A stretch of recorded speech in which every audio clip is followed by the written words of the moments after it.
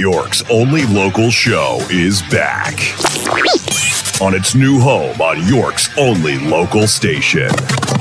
Guess who's back? Back again. This is the Gary Sutton Show on WOYK. I'm back. Now, broadcasting live from WOYK's downtown York studios inside Wellspan Park, here's Gary Sutton.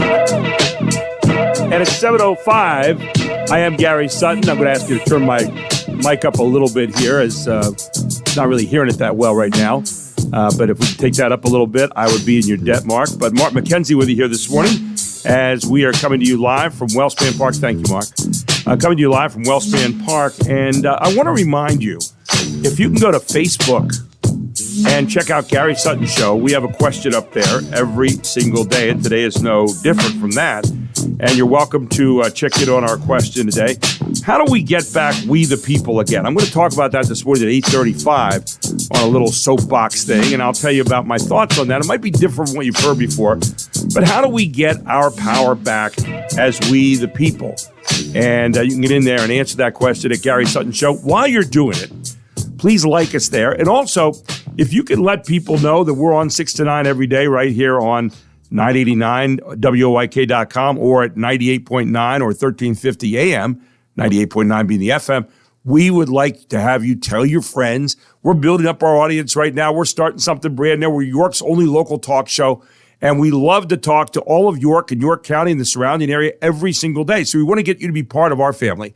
And that's one of the ways we can do it, by hitting your social networks and getting the word out to people. Do it right now. You just say, hey, by the way, are you listening today? And talking about the things that matter. And one of the things that we talk about are the various new policies. I'll tell you, it's been dizzying over the last week just how many policies have come down from President Trump's administration and all the various things. And there is no shortage of opinion on that all over the place. And we love that. We love the conversation, but we also love examination. That's what we do here. We're not so much on the side of the personality thing. Everybody can get kind of caught up in that and distracted. I hate Trump. I don't hate Trump. I love Trump, whatever it might be, or whoever it is. We're not into that. Okay, that's the reality. That's who's here right now. What about the policies that are being done? That's where we try to get into it and look at it, not from the idea of right and left or conservative or liberal, but more from, is it good for the country? Is it not good for the country? It's kind of a different way of going about a talk show, and we really like to examine that. And we're going to do that today with James Sanders, who is a lawyer, our local business blogger as well. And we take a look this morning at tariffs. Good morning, James. How are you? Hey, good morning, Gary. Thanks for having me on again. Now, normally, if I said tariffs, people's eyes start to glaze over. But they do have a big effect on our country, right? I mean, and we can go all the way back, if we want to Alexander Hamilton, where the first tariffs were actually passed all the way back in the 18th century. So, I mean, it's not something that's brand new that President Trump's talking about right now. And yet, we saw the other day, we shipped some people back to Colombia. The president says, hey, we're not going to let them land. And all of a sudden, Trump says, I'm going to slap a 25% tariff on you. And all of a sudden, this guy becomes, Mr. Helpful. He's going to fly people in on his presidential jet, for heaven's sakes, because nobody wants to get hit with the tariff. So I want to talk about how tariffs are used, how they should be used. Are they good for our country? Are they bad for our country? And I thought maybe you could take that apart a little bit for us this morning. Yeah, no problem, Mike. I thought the move was interesting with Colombia because, you say to yourself, Colombia, it's not really that big. I mean, I was doing some reading on the stats, and I think we export and import about the same amount. It's like $15 or $16 billion a year. But the fact that, Trump is following through on his deportation promises, and Colombia decided to try and push back, and Trump said, all right, well, I'm going to pick up another tool in our toolbox here, which is this tariff. And he says, we're going to slap tariffs on that. And all of a sudden, conversations started to fly. So it's another example of Trump using what I assume what he believes are the U.S. Leverage points. And one of those leverage points is the fact we're the biggest economy in the world, and people need to do business with us. And a tariff, when they're sending goods to us to sell to our consumers, a tariff is certainly a good way to go about it. It's certainly a different way than going about it militarily or threatening sanctions or things of that nature. So when you see that, you also see stories about Mexico You also see stories about Canada. And I'm even going to go and take it a step further. Yesterday, we had that bombshell DeepSeek news, which is the Chinese-based AI platform. What's Trump's reaction to that? I mean, I have to think that the smart folks that he had around him last week with Sam Altman and Larry Ellison and the SoftBank CEO, those guys had to know that was coming out. And there's got to be a reaction here. What's the tool in the toolbox that Trump's going to pick up to use as leverage to combat things like DeepSeek that are coming out? When you look at this whole idea of tariffs and you say, okay, what does Colombia have that we don't have? They got Juan Valdez, right? They got coffee. Coffee is one of the things that comes north. And a lot of people would say, well, our coffee would be a little bit more expensive. And we'd say, well, that's an inconvenience for us. We'll find other things to do.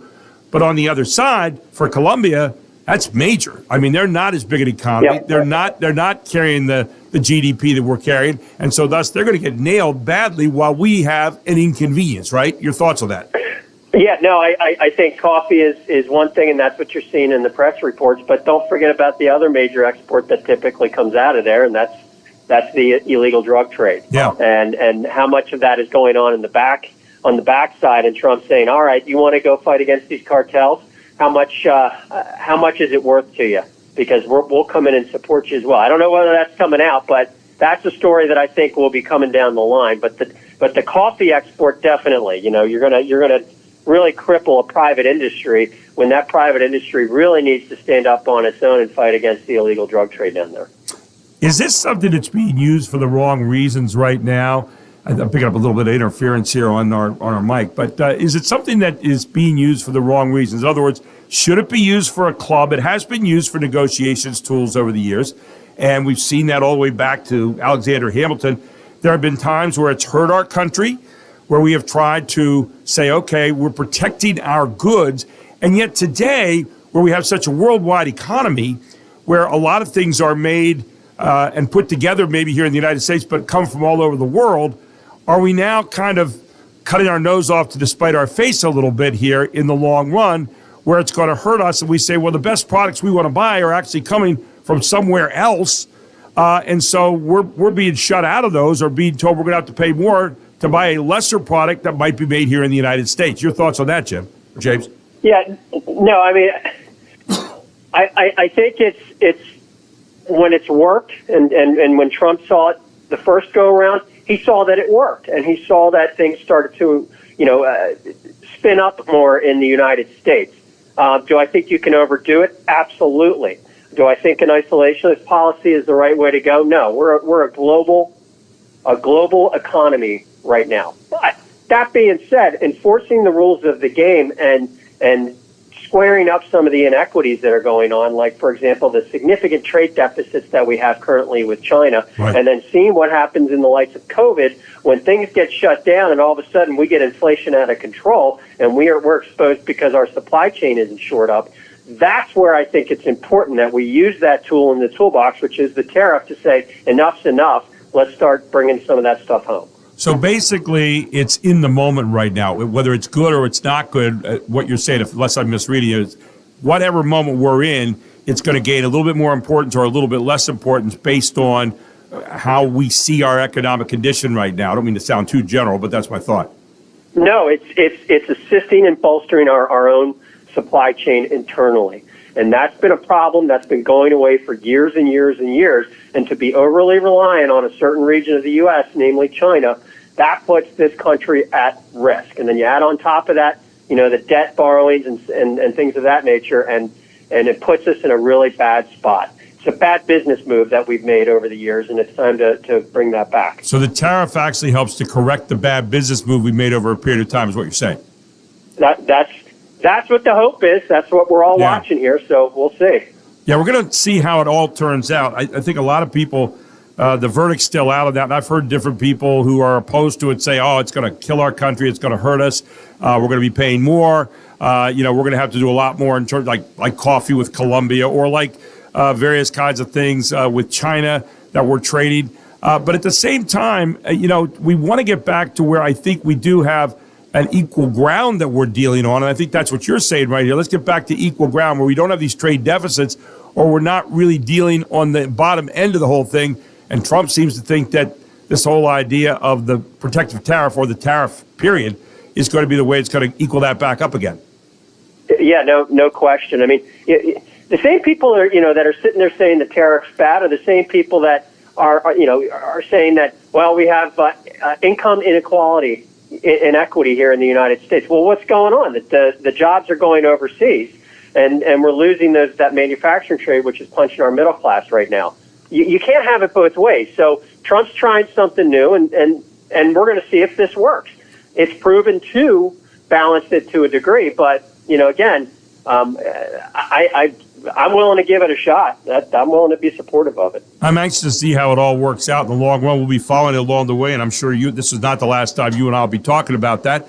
And again, I think one of the things we have to do, too, I know as we talk about it, Trump's name happens to be on it right now, but if anybody's name was on it, you'd say, okay, is that going to work?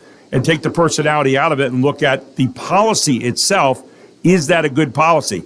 I'm still kind of, the verdict's out for me, but I'm like you, I'm willing to see if it does help to get us back up to some kind of equal level and not this trade deficit that we seem to be wallowing in right now and not doing very much about. So we'll see what happens.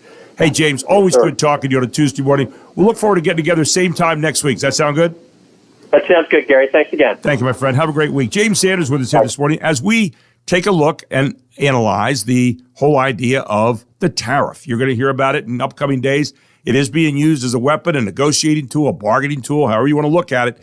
And does it work? Will it work in the long run? Time will tell. I'm Gary Sutton. This is WOYK. Back with more right after this. It's 7:16.